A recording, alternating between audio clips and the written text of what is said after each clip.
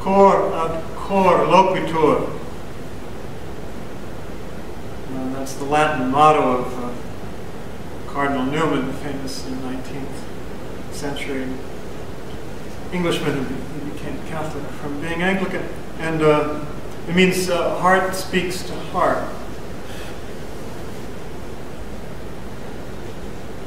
I think it would be a good thing to investigate that a little bit. The heart, speaking to heart. Of course, in his case, he was, I believe, meant primarily his heart to God or God's to his.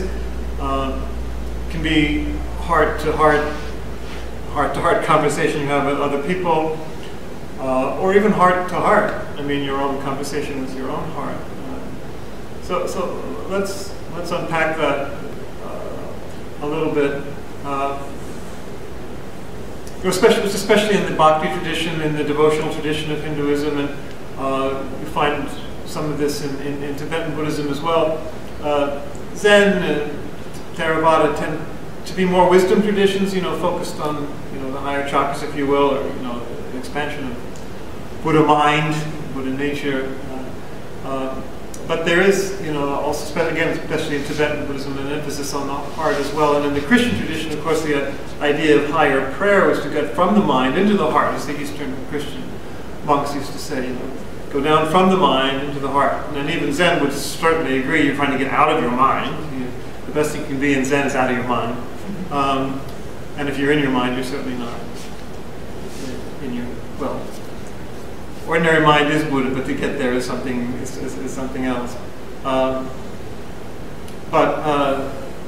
It wisdom tradition, but the heart, really is central as well. So you can speak about the purification of the heart, or as we do, especially in the West, the custody of the heart, watching over the heart. The image that the Desert Fathers used was, which I like to quote, you're like a city, and you're the guard, and you're looking down and seeing who is coming in, and what thoughts, are coming in to your heart, and do you let them in or not? So it's not so much, thoughts and images in themselves, but the affective content, passionate thoughts, the logoi that are filled with passion. That's actually what some of the fathers of the church said, that thoughts in themselves, images, not particularly dangerous, maybe not helpful, but not dangerous, but to have the passion attached to it, the emotional, energetic, thrust. That was the issue. You talk about the purification of the heart.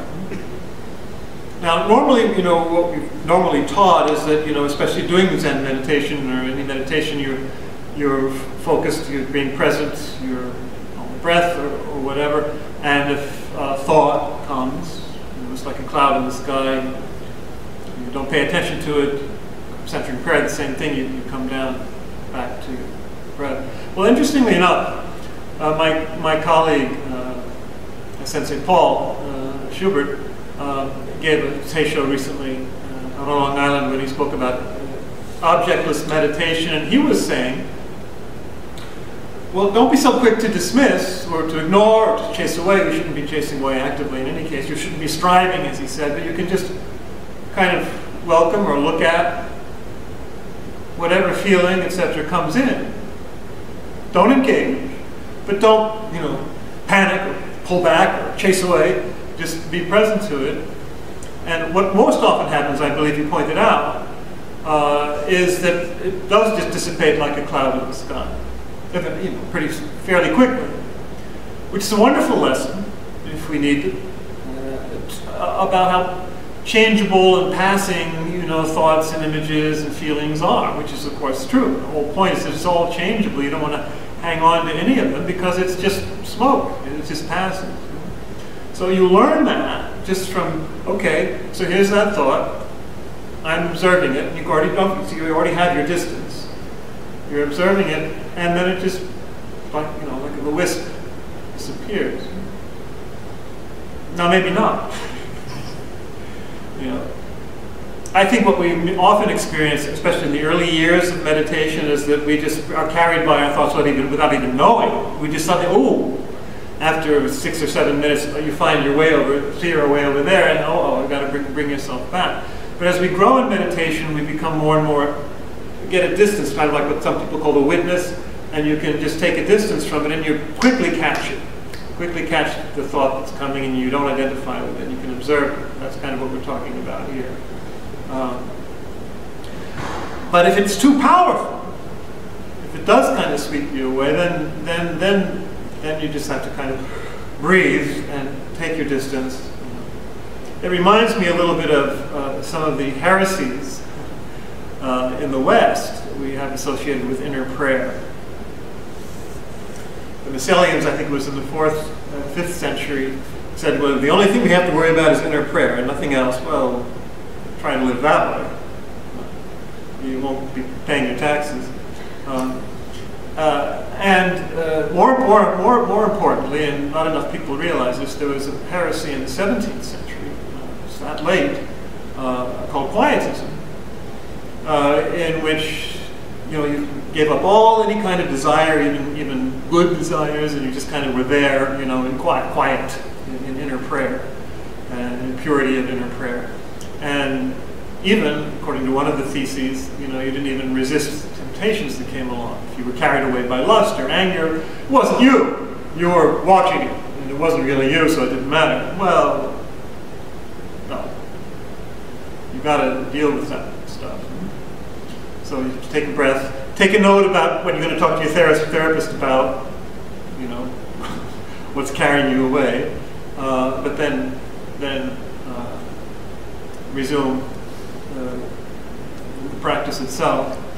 But it is important, and this I think partly what Paul was getting at, it is important to have that first moment where you just see it, observe it, accept it in the sense of this is me, this is what is happening in me, this is my reality right now. And it has something to tell me, to teach me. So we all know how dangerous it is, and I can tell from my monastic experience and others' experience many times observed. If you're too quick to chase it away, or repress it, as they say, the old Freudian repression, well, it only becomes worse. It's pretty elementary psychology. Over time, you build up this explosive thing, whether it's anger or lust or whatever it is. If you're just repressing it all the time, then it becomes obsessive compulsive and it becomes explosive.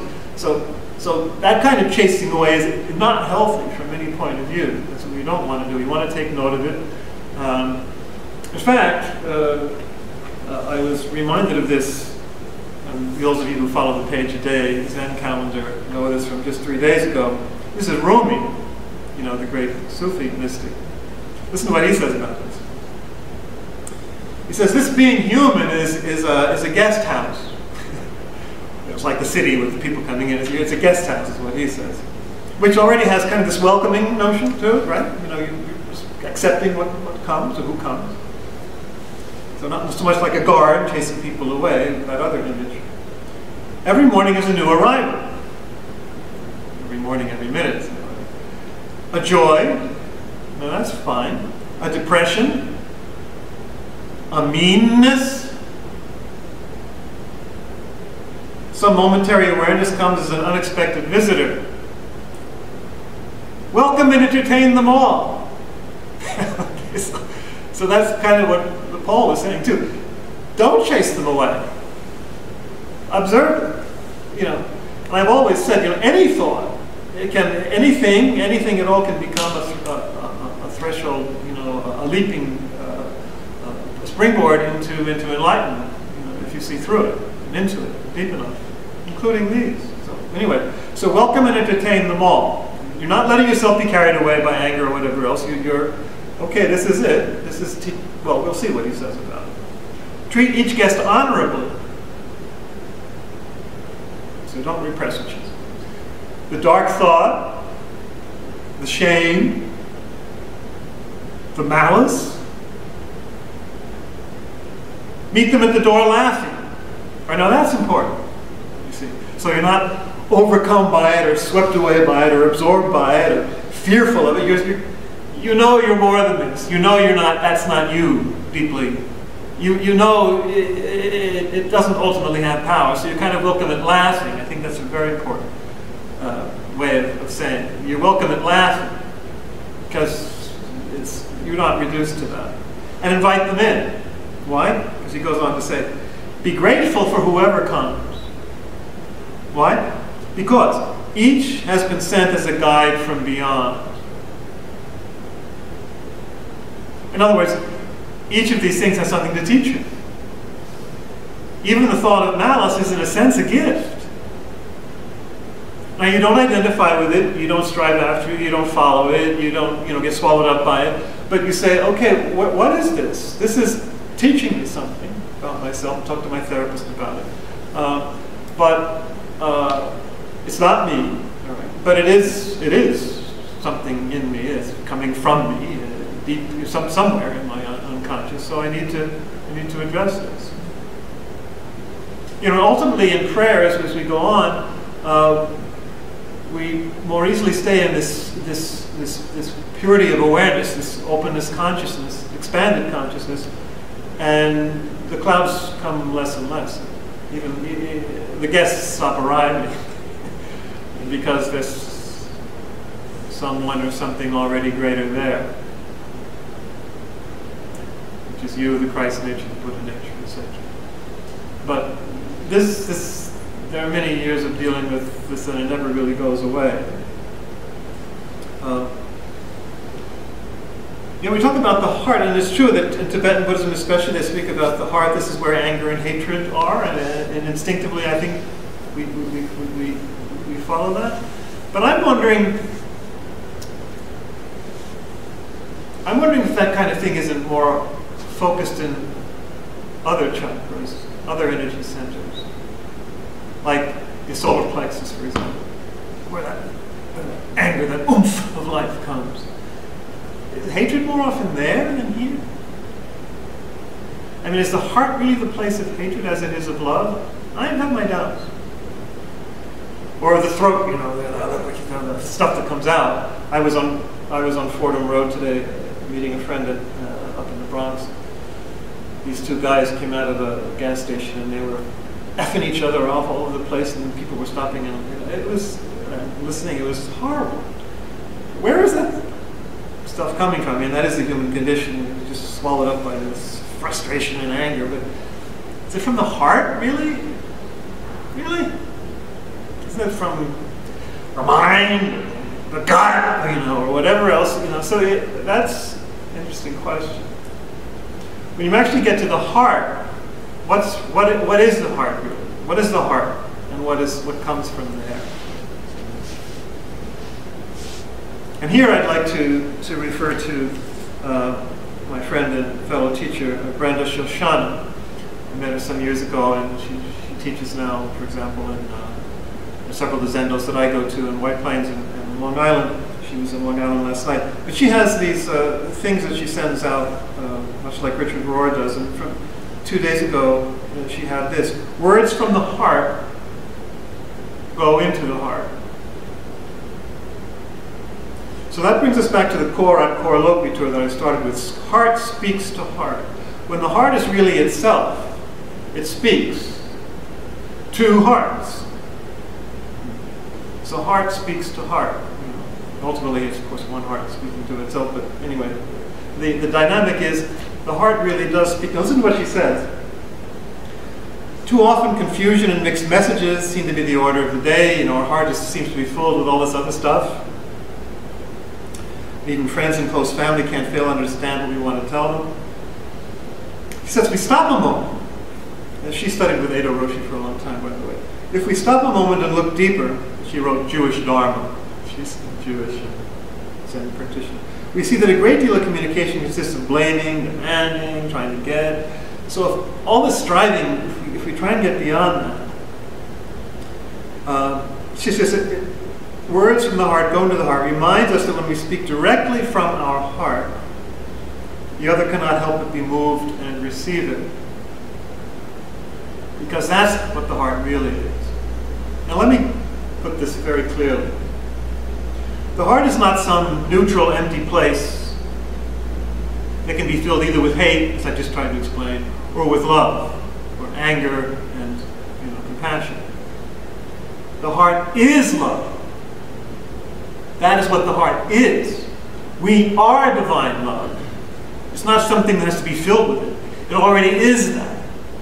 This is something that my friend Roshi Ellen Burks, in her book about selfless love, makes a very strong point of. This is who we actually are. She's Christian and Buddhist. That we are God's love. We are this love. In Buddhist terms, we are compassion. We are metta. This is actually what we are. So if we get to our heart, that's what we discover. We don't have to fill it with love. It is love. That's why heart speaks to heart, because there's only love at that deepest level, which is one circulating love. One heart speaking to one heart wherever they are, or whatever it is, or however it's identified. So she says, so it's not the words themselves that are heard when they speak, but where they come from. Words from the heart are authentic. They are ripe and filled with acceptance and love. Exactly. They're not looking for a particular response. Listen, just filled with their own aliveness. So the heart at its root is this aliveness, this dynamism of love. That's what the heart is, which is why it can speak so powerfully. Certainly in my own life, the past years, 2 or 3 different retreat experiences have all more and more open to the heart. And I see that as central to not only my own, but everyone's, the evolution of all of us. So she says, when we speak our deepest truth naturally, without camouflage or guise, when we have the courage to be vulnerable this way, to expose the heart and its love, to allow love to flow, which can take courage, getting beyond our fears, hiding nothing, the heart of another feels it and opens. So the other heart opens here too, because vulnerability calls forth vulnerability and openness and sincerity and simplicity. When we only want to share who we truly are, without manipulating or judging, this intention itself opens the doors of our being heard, whether it's with God or another person or even our own heart. And it brings true response and connection. So that's what she says, and she has a little exercise always in these pieces. Speaks about who do you want to be closer to. Take a moment to look at what you say to them, how you share, what's the content, do you want something. Stop all of it for now, she says. All this reflexive conditioned stuff. Spend some time in the silence first. Yes. So be quiet. That's what we're doing in meditation. Go into the silence where the heart can truly open up and be itself without all this other stuff getting in the way. It might take a while to get there, but when it can truly open up, like the lotus, the flower, bloom, spend time within and let your heart speak out by itself. Let it simply express what is real for you. And then she has this little interesting advice. This may seem frightening to do with another, so start by doing it alone. Let your heart speak in any way it wants to with yourself, to yourself. Out loud, silently, in the form of songs or poems, she suggests. What comes? How does the heart express itself? Get used to it. Learn to hear what your heart wants to say to you first. That's the heart speaking to the heart right here. If you allow yourself to be vulnerable to yourself, you've finished welcoming all those other guests that have come and go and gone down into the silence, then what is the love that speaks? What is it that speaks? And what is it saying to you? What are you saying to you? Who are you anyway? That's a good exercise. Let your heart speak to your own heart in that deepest level. And then when you're ready, let it speak to someone else. If there is somebody. One final reflection. I was thinking about this dimension of the heart, and as I said, Zen doesn't seem to have it so explicitly. And on the contrary, sometimes in the koans, even the masters speaking to each other, they're kind of dueling with each other, and they're insulting each other, and even the commentaries, they're insulting the masters. What's going on with this? Is this just people not wanting to be honest or vulnerable? Might be tempted to think so, especially in certain Asian cultures, but no, there's a hidden respect and affection there, a real openness, I think, that perhaps because of our own cultural conditioning we don't recognize, but I suspect that was what was really going on there. I just saw a film in which there were these two brothers, and they were always young brothers, and they were in their 20s and 30s, and they were always insulting each other back and forth. They were Texans. And at a crucial moment in the film, they got silent. Silent. And one finally said, you know, I really love you. And there was a long silence. And the other one said, I love you too. And then they went back to insulting each other. But you see, that's the point. You know, you have to reach that point, that still point, that silent point, where you let the heart speak to heart. Let the heart speak to the heart. And that's what comes out. Love is its natural ambience, love is its natural content, love is its natural atmosphere. And that's what we have to recover, hopefully by sinking into the heart in our meditation. So any comments or reactions? Any hearty responses?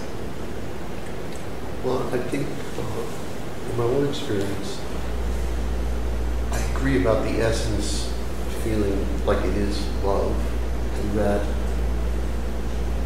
the hatred and other things seem to be more like sort of thorn bush around it, in a sense that it chokes. Yeah. Also, if you're on a retreat or you're in a meditation group, and everyone gets very still, especially if you've been chanting and meditating deeply, it's amazing if you listen to the voices when they start speaking and they're listening to themselves. And it comes from the heart, and it's actually carrying the sound of truth, which is different than speaking from an opinion from the mind or someplace else. I've noticed now, I've been doing a lot of writing, all the off-Broadway stuff, that if I write something that's true to me, like a relationship between my parents and I when they were alive, or my children, or something I actually feel that touched me, then it seems to touch the people that hear it. Right, that's what Brenda was saying. And if I try to have a form to it, and I put the form before the content, and it's not from the heart, it doesn't usually touch anyone. Right. So yeah, I agree with what you said.